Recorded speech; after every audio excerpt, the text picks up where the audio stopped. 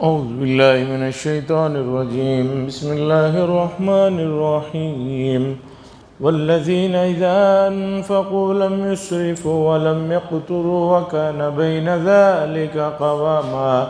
والذين لا يدعون مع الله إلها آخر ولا يقتلون النفس التي حرم الله إلا بالحق ولا يزنون ومن يفعل ذلك يلقى أثاما يضاعف له العذاب يوم القيامة ويخلد فيه مهانا إلا من تاب وآمن وعمل عملا صالحا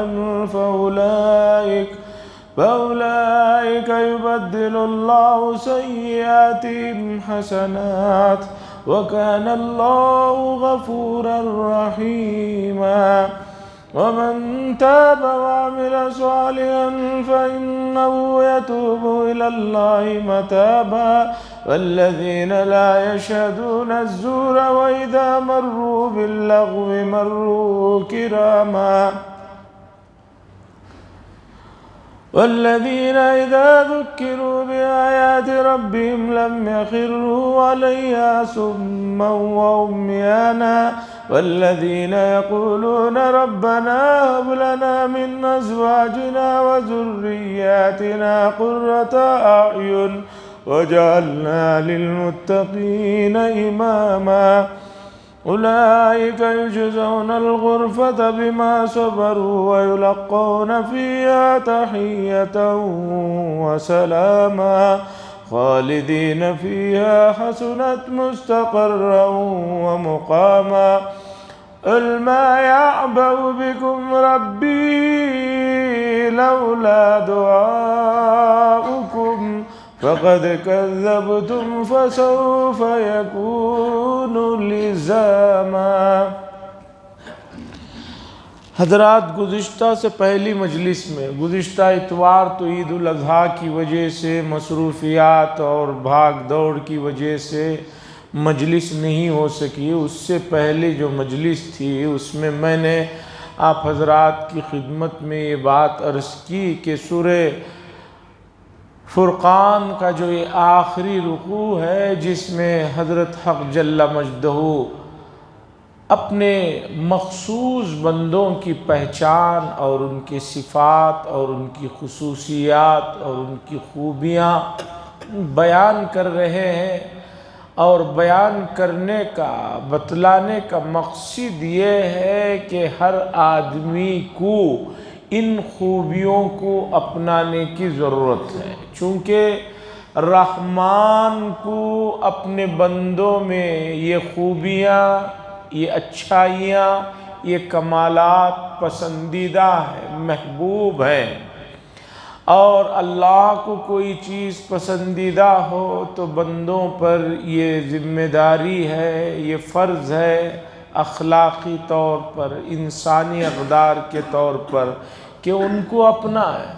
اور یہ حضرت حق جل مجدہ کا بڑا احسان ہے کہ اس نے اپنی پسندیدہ چیزوں کو بھی بتا دیا کہ بھئی یہ ہماری چیزیں پسندیدہ ہیں، اب آپ کو اسے اپنا لو، آپ ہمارے محبوب بن جاؤ گے، ہمارے پسندیدہ بن جاؤ گے. ورنہ دنیا میں بہت سے لوگوں کی پسند کو تلاش کرتے کرتے اپنی زندگیاں فنا کر دیتے ہیں. مثال کے طور پر گزشتہ 25 سالوں سے میں جب بھی میاں بیوی کے جھگڑوں کے معاملات آتے ہیں تو میں یہ کوشش کرتا ہوں سمجھنے کی کہ آخر یہ ان میں کیا چاہ رہے ہیں اور یہ ان میں کیا چاہ رہے ہیں. پتہ چلتا ہے کہ ان کی چاہتوں کی بھی کوئی حد نہیں ہے اور ان کی چاہتوں کی بھی کوئی حد نہیں ہے. ہر عورت یہی بتاتی ہے کہ بھئی میں نے ان کے خاطر یہ کیا، ایسی بنی ویسی بنی، لیکن یہ ہے کہ کسی چیز پر ان کو تشفی اور تسلی نہیں. اور مرد احباب کو پوچھو تو ان کی فہرست اس سے لمبی رہتی ہے کہ ہم نے ان کے خاطر یہ کیا یہ کیا یہ کیا، لیکن یہ ہے کہ کبھی راضی ہی نہیں ہوتے، ان کی آرزویں اور ان کی تمنائیں ختم ہی نہیں ہوتی۔ تو آدمی کسی کی آرزوؤں کے لیے پوری زندگی صرف کر دیتا ہے، پتہ چلتا ہے اس کے انتقال پر یا انتقال کے بعد کہ بھئی وہ ناکام ہی تھا۔ لیکن رحمان اپنے بندوں پر اس طرح کی کوئی بڑی ذمہ داریاں اور بہت زیادہ خواہشوں کا اظہار نہیں فرما رہے ہیں۔ چند چیزیں ہیں جسے اللہ چاہتے ہیں کہ بندے انہیں اپنائیں۔ ان میں سے کچھ چیزوں کا تذکرہ پہلے گزر چکا، اب سنیے ایک اور چیز اللہ بتا رہے ہیں۔ اور وہ لوگ اذا انفقوا، جب خرچ کرتے ہیں، لم یسرفوا ولم یقتروا، نہ وہ اس میں اسراف کرتے ہیں اور نہ تنگی کرتے ہیں، اور ان دونوں کے درمیان میں اعتدال کے ساتھ کام کرتے ہیں۔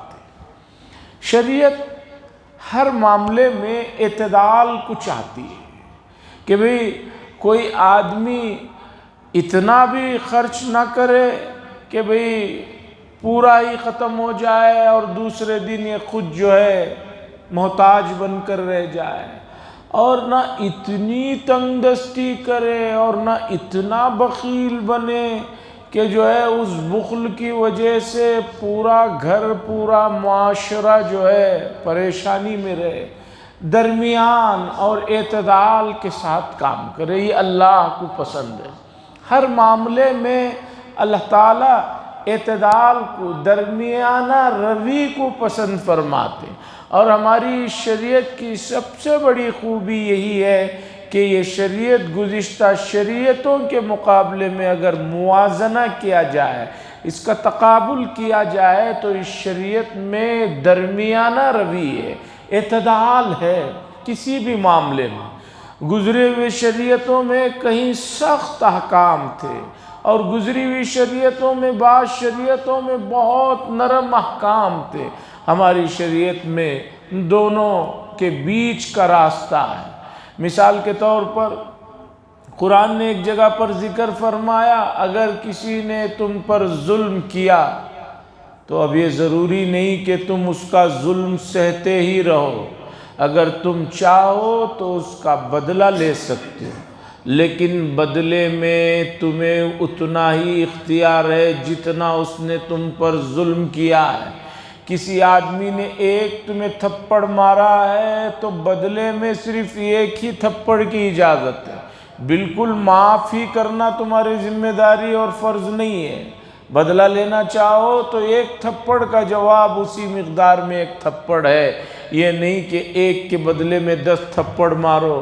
یہ بھی نہیں کہ جیسے حضرت عیسیٰ علیہ السلام کے ماننے والے کہتے ہیں کہ حضرت عیسیٰ علیہ السلام نے وعظ فرمایا کہ اگر کوئی تمہیں ایک تھپڑ مارے تو تم دوسرا گال بھی اس کے سامنے پیش کرو کہ بھی دوسرا بھی مار لو۔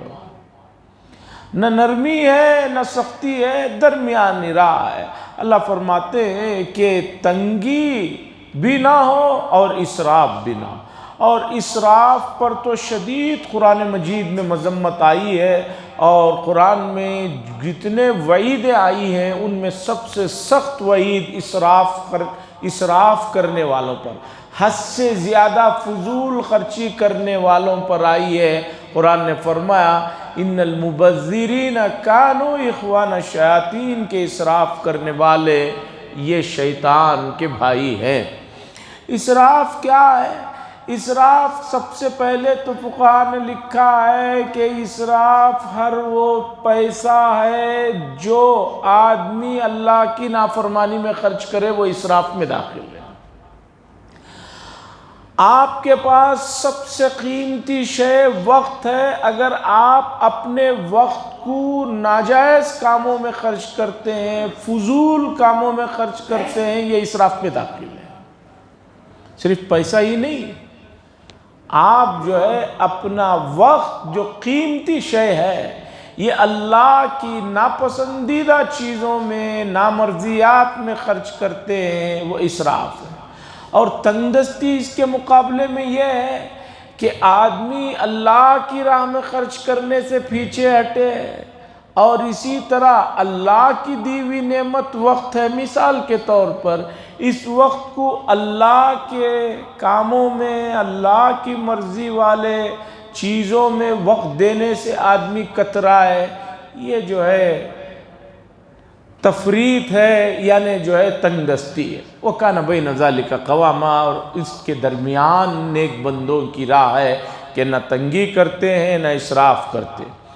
وَالَّذِينَ لَا يَدْعُونَ، اور اللہ کے رحمان کے پسندیدہ بندوں کی صفات میں سے، اور وہ لوگ لا يدعون مع اللہ الہ آخر، وہ اللہ کے علاوہ کسی اور کو بطور الہ کے نہیں پکارتے، اللہ کے علاوہ کسی کے سامنے سر کو نہیں جھکاتے، نہ اللہ کے علاوہ کسی اور کو جو ہے معبود مانتے ہیں۔ وَلَا يَقْتُلُونَ النَّفْسَ الَّتِي، اور وہ لوگ جو ہے کسی ناحق انسان کا قتل بھی نہیں کرتے۔ اللہ نے جس کے قتل کو حرام قرار دیا ہے اسے قتل بھی نہیں کرتے ہیں مگر حق کے ساتھ۔ وَلَا يَزْنُونَ، اور نہ وہ زنا کرتے۔ تین چیزیں اس آیت میں بتائی گئی۔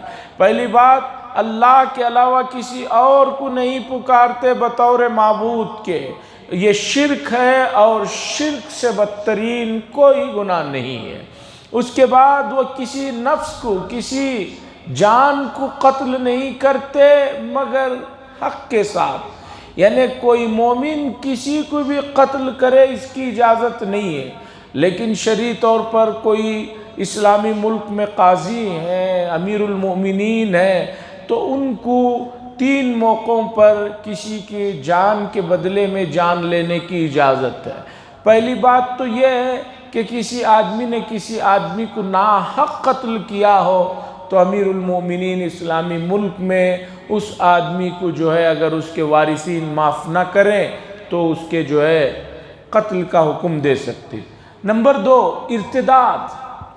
ایک آدمی مومن ہونے کے بعد ایمان سے نکل کر کفر میں داخل ہو جاتا ہے، تو شریعت کہتی ہے جو آدمی ایمان سے نکل کر کفر میں داخل ہو اسے بلائے، بٹھائے اور اسے سمجھائے، اس کے کیا شک و شبے ہیں، کیا اسے اعتراضات ہے کہ جس کی وجہ سے اسے اسلام اچھا نظر نہیں آیا، دوسرا مذہب سمجھ میں آیا، اس کے اشکالات کو معلوم کرے اور اس کے اعتراضات کو سنے، سمجھے اور اسے بٹھائے اور کئی دن تک مسلسل سمجھائے کہ بھئی تمہیں جو کسی چیز میں اعتراض ہے وہ بتاؤ، اس کا جواب دو۔ بہت سے لوگوں کو بہت سی مرتبہ بہت سی چیزوں میں اعتراض ہو سکتا ہے، نہ سمجھی کی وجہ سے بہت ساری مرتبہ اعتراض ہو سکتا ہے۔ شریعت چاہتی ہے کہ اسے بٹھائے، سمجھائے۔ اور میں کہتا ہوں موجودہ زمانے میں امت مسلمہ کا ایک بڑا طبقہ اسلام سے تعلق بس صرف اتنا سا رکھے ہوئے ہیں کہ اسلامی گھرانوں میں پیدا ہوئے ہیں، مسلمانوں کا نام ہے، ورنہ اسلام کی بنیادی چیزوں کا علم ان کے پاس نہیں ہے۔ اسی لیے کوئی بھی آدمی کوئی اعتراض کر دیتا ہے، فوراً وہ آدمی جو ہے اس کے اعتراض کی وجہ سے اپنے آپ کے اندر کمزوری اور اس کے قدم ڈگمگانے لگتے ہیں۔ کیوں؟ اس نے اسلام کی جو بنیادی چیزیں ہیں، جو ٹھوس حقائق ہیں، ان کے پیچھے جو لاجک ہے، ان کے پیچھے جو وجوہات ہیں، اسے جانا ہی نہیں۔ جب چاہے جو چاہے کچھ اخبار میں کہہ دیتا ہے، سوشل میڈیا کا زمانہ ہے، کوئی کسی پر کچھ کیچڑ اچھال دیتا ہے اور فوراً آدمی کے قدم ڈگمگانے لگتے ہیں۔ کس کے؟ اسی مذہب والے کے جس مذہب پر دوسرے اعتراض کر رہے ہیں۔ اس لیے ہماری گزارش ہے کہ آپ اگر صرف نماز پڑھ کر یہ سمجھ رہے ہیں کہ میں پورا کام کر دے رہا ہوں، نہیں، آپ کو آپ کی جو چیزیں ہیں، اسلام جو پسندیدہ مذہب ہے، اس کے ہر چیز کے پیچھے کیا دلائل ہیں، کیا اس کی وجوہات ہیں، کیوں وہ بہتر ہے، کیوں وہ بیسٹ ہے، اس کے پیچھے کی لاجک کیا ہے، اسے سمجھنے کی ضرورت ہے۔ اور اس سلسلے میں مجھے جو سب سے اچھی اور آسان کتاب لگی وہ ہے حضرت مولانا منظور نعمانی صاحب کی ایک کتاب ہے جو تقریباً 3 زبانوں میں تو میں جانتا ہوں، ہو سکتا ہے اور بھی زبانوں میں ہو۔ اردو میں ہے، ہندی میں ہے، انگلش میں ہے۔ اردو میں ہے اسلام کیا ہے، ہندی میں بھی تقریباً اسی طرح کا نام ہے، اور انگلش میں واٹ از اسلام۔ یہ مولانا منظور نعمانی صاحب کی کتاب ہے۔ انہوں نے اس کتاب میں اسلام کے جو بنیادی چیزیں ہیں ان چیزوں کو عقلی طور پر سمجھایا ہے۔ اس لیے کہ ایک آدمی آپ جو قرآن و حدیث کو صحیح نہیں سمجھ رہا، کوئی بھی آدمی، اب اس کے سامنے ہمیں کوئی چیز دلیل میں دینی ہو تو قرآن و حدیث سے دیں گے تو وہ کہے گا میں تو اسے مانتا نہیں ہوں، اسے عقل سے سمجھانا پڑے گا۔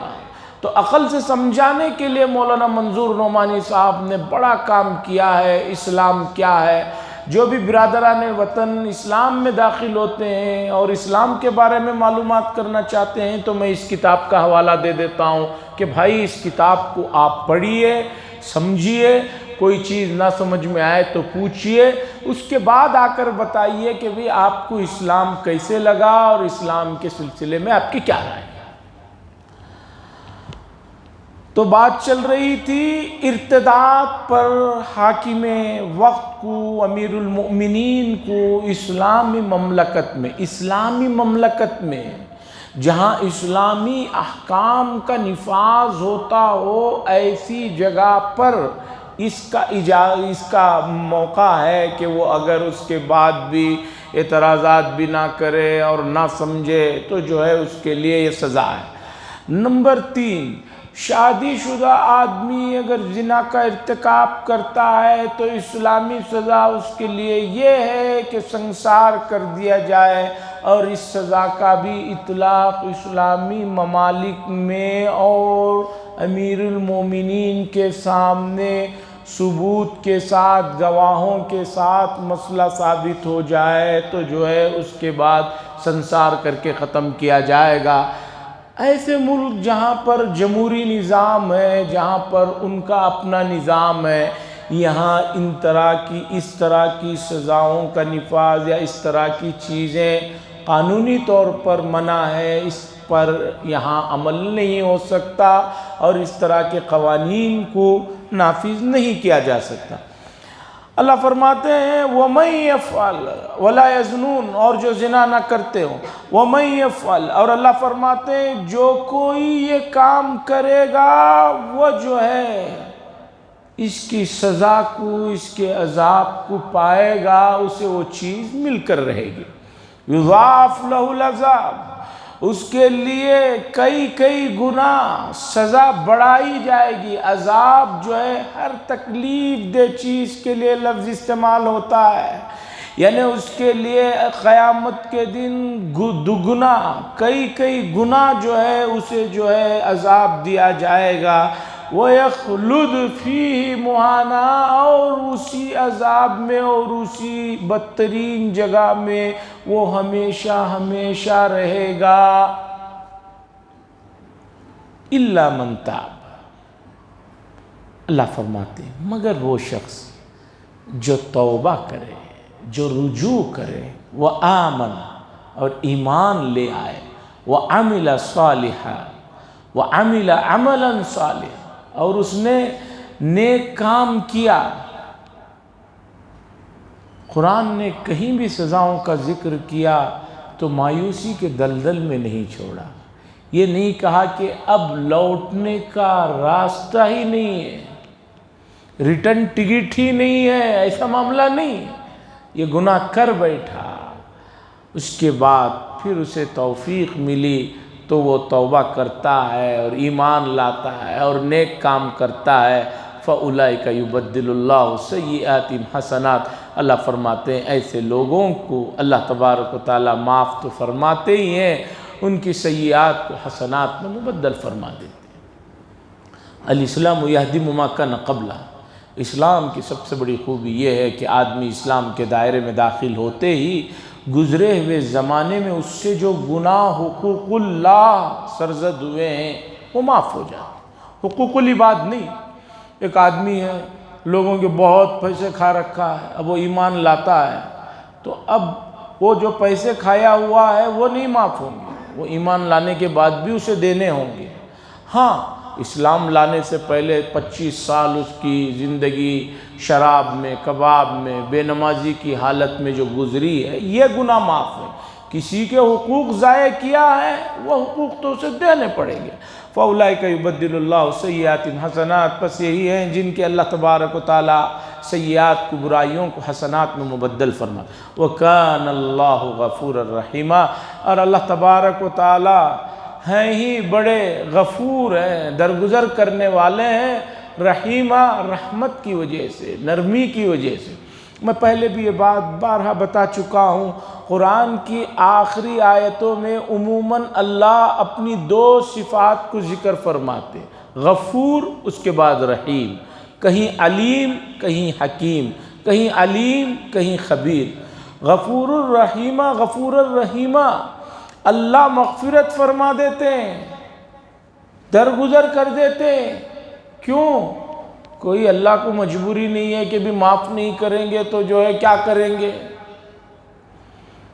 جیسے باپ اپنے بیٹے غلطی کرنے کے بعد آ کر معافی مانگتا ہے تو اب باپ سوچتا ہے بھی معاف تو کرنا ہی پڑے گا، نہیں کروں گا تو میرا اس کے علاوہ کون ہے، اسے مجبوری ہے، کسی اور کو مجبوری ہے۔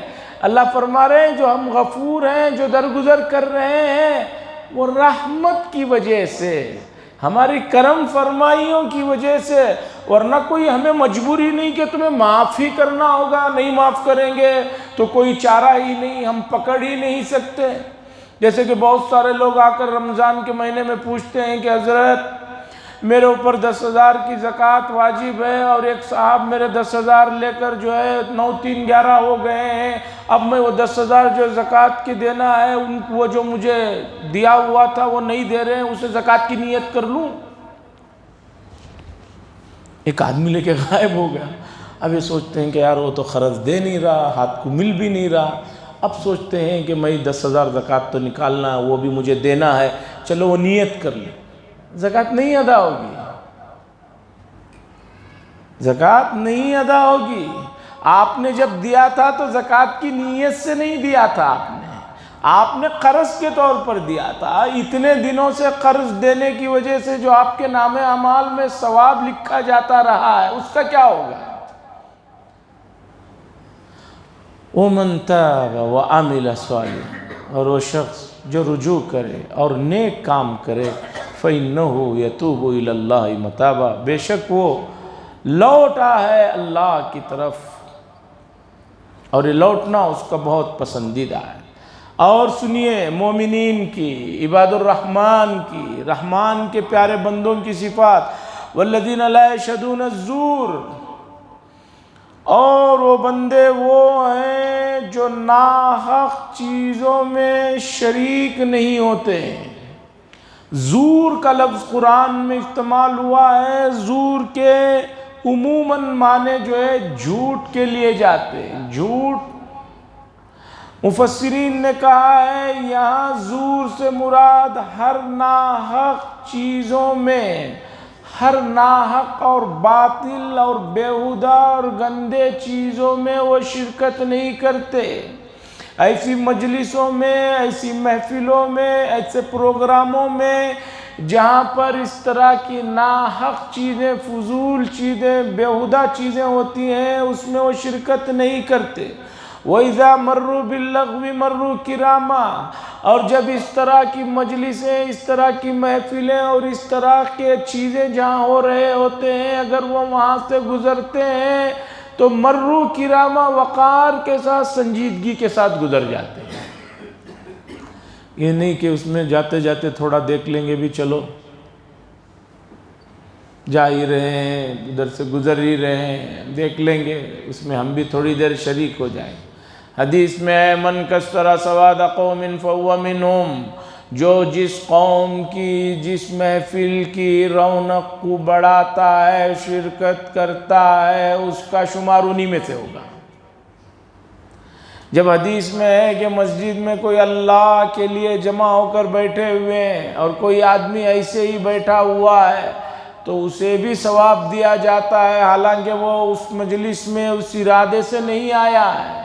اسی طرح کوئی آدمی غلط پروگرام میں صرف دیکھنے کی حیثیت سے شریک ہوتا ہے تو اس بھیڑ کو تو وہ بڑھایا، اس بھیڑ میں تو ایک اضافہ ہو گیا، تو اسی کے ساتھ اس کا شمار ہوگا۔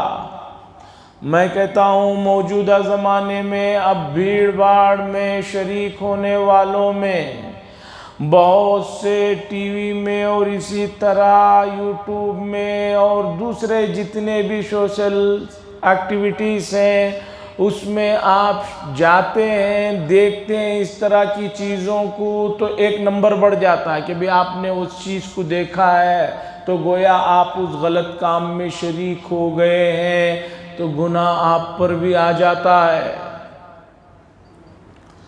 بڑے نازک مسائل ہیں، بہت حساس چیزیں ہیں۔ شیطان بڑا پڑھا لکھا آدمی ہے، وہ انسان سے اتنی غلطیاں اور گناہ کروا دیتا ہے اور اس آدمی کو پتہ بھی نہیں چلتا کہ میں نے کب کہاں غلطی کی ہے، کہاں گناہ کیے۔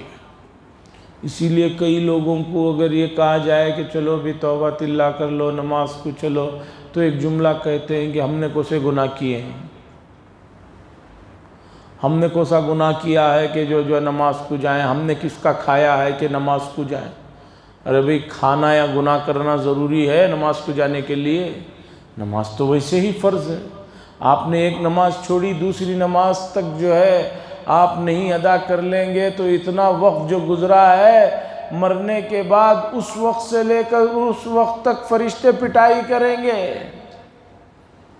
ظہر چھوٹی ہے، عصر تک کی جو ہے اس کی پٹائی ہوگی۔ لا یشہدون الزور، اس طرح کی ناحق اور بیہودہ چیزوں میں وہ شرکت نہیں کرتے، اور جب گزرتے ہیں وقار کے ساتھ وہاں سے گزر جاتے۔ والذین اذا ذکروا، سنیے اور ان مومنین کی صفات، رحمان کے نیک بندوں کی صفات، اذا ذکروا بآیات ربہم، جب ان کے سامنے اللہ تعالیٰ کی آیتوں کا ذکر کیا جاتا ہے، تلاوت کی جاتی ہے، لم یخروا علیہا صما وعمیانا، اس پر وہ بہرے اور گونگے ہو کر نہیں پڑ جاتے۔ لم یخروا علیہا صما وعمیانا، بہرے اور اندھے ہو کر اس پر نہیں گر جاتے۔ اس آیت کی تفسیر کو ذرا سمجھیے، کیا قرآن مجید کس چیز کو آپ سے چاہ رہا ہے؟ قرآن یہ چاہتا ہے کہ جب اللہ کی کوئی بات بتائی جائے تو منافقین کیا کرتے تھے کہ ایسے جھک جا رہے ہیں، ایسے یہ کر رہے ہیں جیسے بہت ہی ہے، حالانکہ وہ دکھلاوا ہوتا تھا، عمل ان کے یہاں عمل کی نیت ہی نہیں ہوتی تھی۔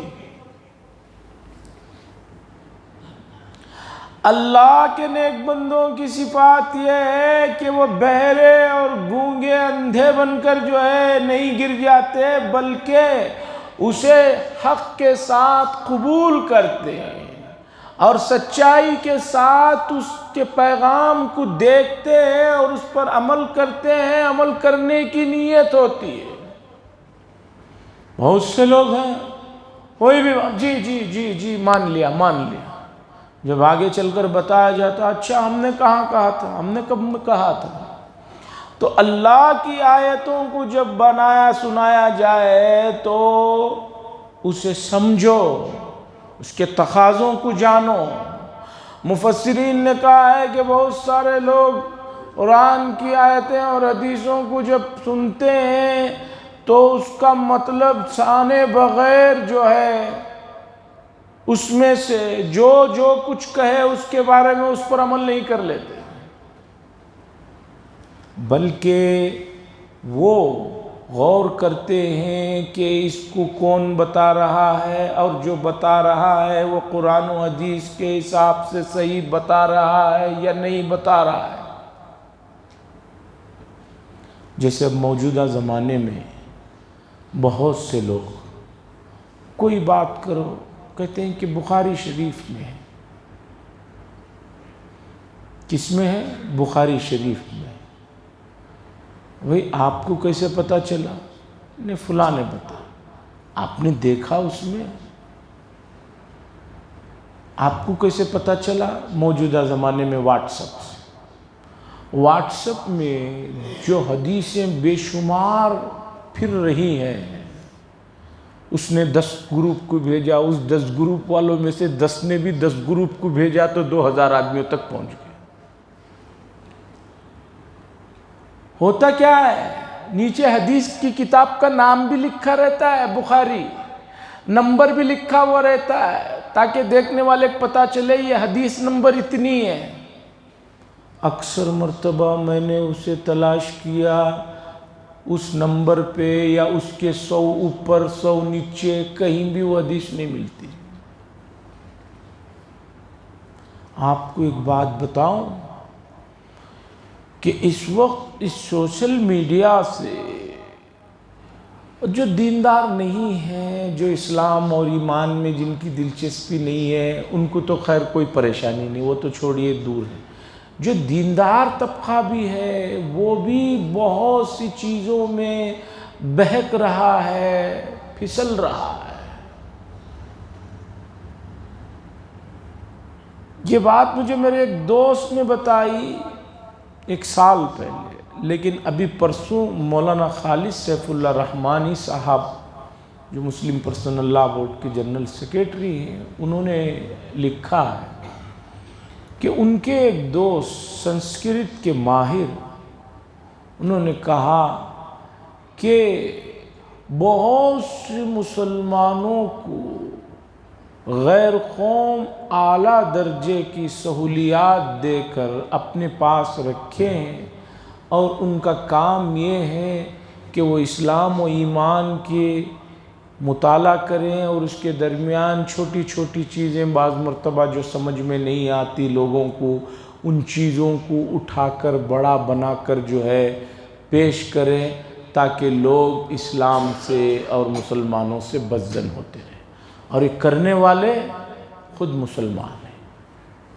اس لیے اذا ذکروا بآیات ربہم، جب ان کے سامنے آیتوں کا ذکر کیا جاتا ہے، تلاوت کی جاتی ہے، نصیحت کی جاتی ہے، تو اس پر وہ بہرے اور اندھے ہو کر نہیں گرتے ہیں بلکہ اس میں غور کرتے ہیں. اللہ سے دعا فرمائے اللہ تعالیٰ ان صفات جو اللہ اپنے بندوں میں چاہتے ہیں، جسے ہم نے سنا اور بھی قرآن میں دوسری جگہ اس کا ذکر آیا ہے، آنے والا ہے، اسے اپنے اندر اپنانے کی توفیق نصیب فرمائے. اور تھوڑی سی ہمت کرے اور اللہ سے گزارش کرے، دعا کرے، تو اللہ تعالیٰ تو بہانے ڈھونڈتے ہیں، وہ ہمارے لیے اس مرحلے کو آسان فرما دیں گے. اللہ سے دعا ہے کہ اللہ ہمیں اس کے جو خصوصی بندے ہیں جن کے صفات انہوں نے قرآن میں ذکر فرمایا ہے، اپنے اندر ان کو اپنانے کی توفیق، صلاحیت، ہمت، طاقت عطا فرمائے. وآخر دعوانا الحمدللہ رب العالمین. لک الحمد و لک الشکر اللہ. اللہم صلی علی سیدنا شفیعنا نبینا حبیبنا مولانا محمد بارک وسلم. اللہم انت السلام منک السلام وتبارک ذا الجلال والاکرام. صلی اللہ تعالی وسلم علی خیر خلقہ محمد وعلی آلہ وصحبہ اجمعین. الحمدللہ.